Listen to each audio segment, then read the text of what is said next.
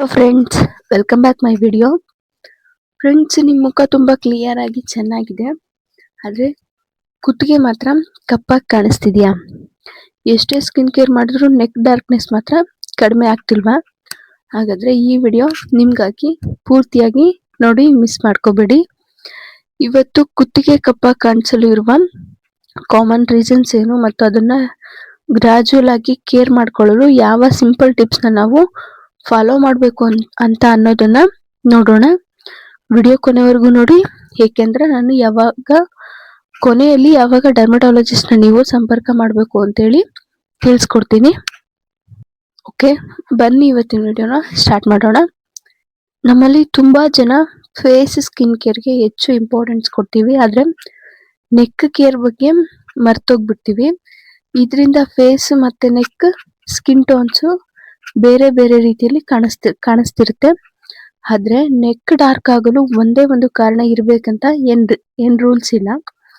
ಸನ್ exposure, friction, dryness, irritation ಅಥವಾ ಇನ್ನಿತರ ಕಾರಣಗಳಿಂದಲೂ ಇರಬಹುದು.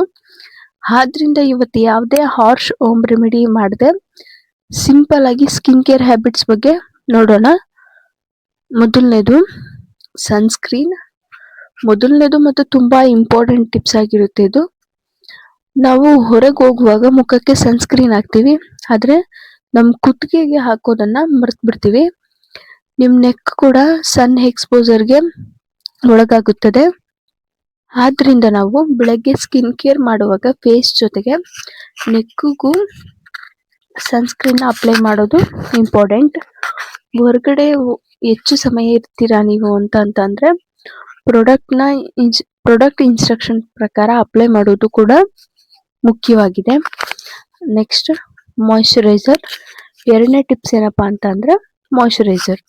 ಡ್ರೈ ಸ್ಕಿನ್ ಇದ್ದಾಗ ಸ್ಕಿನ್ ಡಲ್ ಮತ್ತು ಅನ್ಇವೆನ್ ಆಗಿ ಕಾಣಿಸಬಹುದು. ಆದ್ರಿಂದ ನೀವು ನಿಮ್ಮ ಮುಖಕ್ಕೆ ಮಾಯಿಶ್ಚರೈಸರ್ ಹಾಕುವಾಗ ನೆಕ್ಗೂ ಕೂಡ ಅಪ್ಲೈ ಮಾಡಿ. ನಿಮ್ಮ ಸ್ಕಿನ್ ಟೈಪ್ಗೆ ಸೂಟ್ ಆಗುವ ಜೆಂಟಲ್ ಮಾಯಿಶ್ಚರೈಸರ್ ಬಳಸೋದು ಉತ್ತಮವಾಗಿರುತ್ತೆ. ಹಾಗೆ ಟಿಪ್ 3 ಬಂದ್ಬಿಟ್ಟು ಜೆಂಟಲ್ ಕ್ಲೆನ್ಸಿಂಗ್. ಮೂರನೇ ಟಿಪ್ಸ್ ಏನಪ್ಪಾ ಅಂತಂದ್ರೆ ಕುತ್ತಿಗೆಯನ್ನು ಕ್ಲೀನ್ ಮಾಡಿ ಇಟ್ಕೊಳ್ಳೋದು. ಸ್ವೆಟ್, ಡಸ್ಟ್ ಮತ್ತು ಪ್ರಾಡಕ್ಟ್ ಬಿಲ್ಡಪ್ ಆಗದಂತೆ ಪ್ರತಿದಿನ ನಾವು ಜೆಂಟಲ್ ಆಗಿ ಕ್ಲೀನ್ ಮಾಡೋದು ಇಂಪಾರ್ಟೆಂಟ್. ಆದ್ರೆ ಒಂದು ಮುಖ್ಯ ವಿಷಯ ಏನಪ್ಪಾ ಅಂತಂದ್ರೆ ತುಂಬಾ ಜೋರಾಗಿ ಉಜ್ಜಬೇಡಿ. ಕಪ್ಪಾಗಿದೆ ಜೋರಾಗಿ ಸ್ಕ್ರಬ್ ಮಾಡಿದ್ರೆ ಹೋಗುತ್ತದೆ ಅಂತ ನೀವು ಹಾರ್ಡ್ ಆಗಿ ಸ್ಕ್ರಬ್ಬಿಂಗ್ ಮಾಡೋದು ಮತ್ತೆ ಈ ತರದ ಆಕ್ಟಿವಿಟಿಗಳು ಸ್ಕಿನ್ ಇರಿಟೇಷನ್ಗೆ ಕಾರಣವಾಗಬಹುದು. ಹಾಗಾಗಿ ನೀವು ಸಾಫ್ಟ್ ಆಗಿ ಹಚ್ಕೊಳ್ಳಿ. ನೆಕ್ಸ್ಟ್, ಹಾರ್ಶ್ ಹೋಮ್ ರೆಮಿಡೀಸ್ ನ ಅವಾಯ್ಡ್ ಮಾಡೋದು. ನಾಲ್ಕನೇ ಟಿಪ್ಸ್ ಏನಪ್ಪಾ ಅಂತಂದ್ರೆ ಎಲ್ಲಾ ಹೋಮ್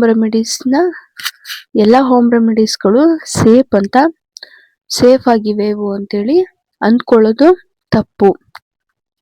ಆತರ ಅನ್ಕೊಳ್ಳೋದಿಕ್ ಹೋಗ್ಬೇಡಿ. ಲೆಮನ್, ಬೇಕಿಂಗ್ ಸೋಡಾ ಅಥವಾ ಹಾರ್ಶ್ ಆಗಿರುವಂತಹ ಇಂಗ್ರೀಡಿಯೆಂಟ್ಸ್ ಅನ್ನು ನೇರವಾಗಿ ನೆಕ್ಕಿಗೆ ಅಪ್ಲೈ ಮಾಡೋದು ಈ ತರನಾದ ನಿಮ್ಮ ಪ್ರಯತ್ನಗಳು ನಿಮ್ ಸ್ಕಿನ್ಗೆ ಇರಿಟೇಷನ್ ಉಂಟು ಮಾಡಬಹುದು. ಹಾಗಾಗಿ ನೀವು ನಿಮ್ಮ ಸ್ಕಿನ್ ಏನಾದ್ರೂ ಸೆನ್ಸಿಟಿವ್ ಆಗಿದ್ರೆ ರೆಡ್ನೆಸ್, ಆರ್ ಡ್ರೈನೆಸ್ ಕೂಡ ಆಗಬಹುದು. ಹಾಗಾಗಿ ನೀವು ಜೆಂಟಲ್ ಆಗಿ ಸ್ಕಿನ್ ಕೇರ್ಗೆ ಪ್ರಿಯಾರಿಟಿ ಕೊಡೋದು ತುಂಬಾ ಮುಖ್ಯ. ನೆಕ್ಸ್ಟ್ 5 ಏನಪ್ಪಾ ಅಂತಂದ್ರೆ ಫ್ರಿಕ್ಷನ್ ಕಡಿಮೆ ಮಾಡುವುದು.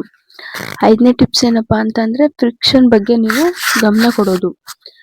ತುಂಬಾ ಟೈಟ್ ಕಾಲರ್, ಚೈನ್ ಅಥವಾ ಬಟ್ಟೆಯಿಂದ ನೆಕ್ ಏರಿಯಾಗೆ ನಿರಂತರವಾಗಿ ನೀವು ರಬ್ಬಿಂಗ್ ಆಗ್ತಿತ್ತು ಅಂತಂದ್ರೆ ಅದು ಇರಿಟೇಷನ್ ಆಗ್ಬೋದು.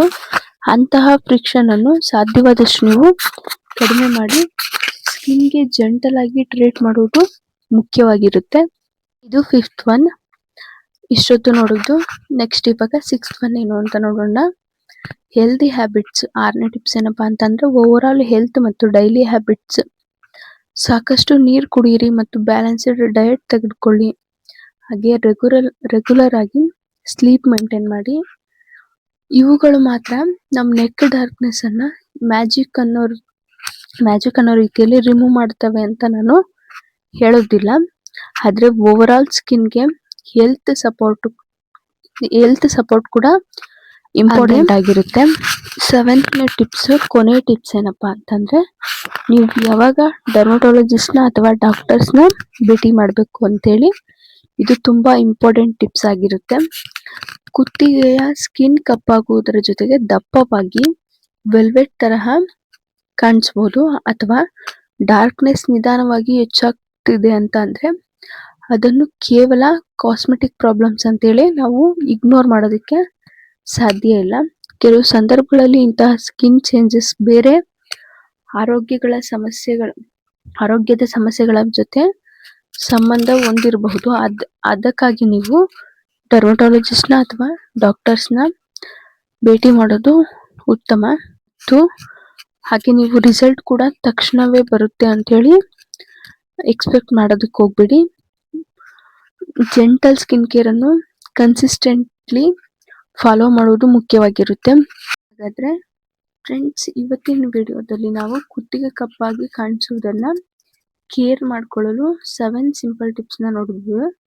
ಅದರಲ್ಲಿ sunscreen, moisturiser, gentle cleansing, harsh scrubbing avoid ಮಾಡುವುದು, ಹಾಗೆ ಫ್ರಿಕ್ಷನ್ ಕಡಿಮೆ ಮಾಡುವುದು, ನೆಕ್ಸ್ಟ್ ಹೆಲ್ತಿ ಹ್ಯಾಬಿಟ್ಸ್ ಮೇಂಟೈನ್ ಮಾಡುವುದು, ಮತ್ತು ಅಗತ್ಯವಿದ್ದರೆ ಡರ್ಮಟೋಲಜಿಸ್ಟ್ ನನ್ನ ಕನ್ಸಲ್ಟ್ ಮಾಡುವುದು ಮುಖ್ಯವಾಗಿರುತ್ತೆ.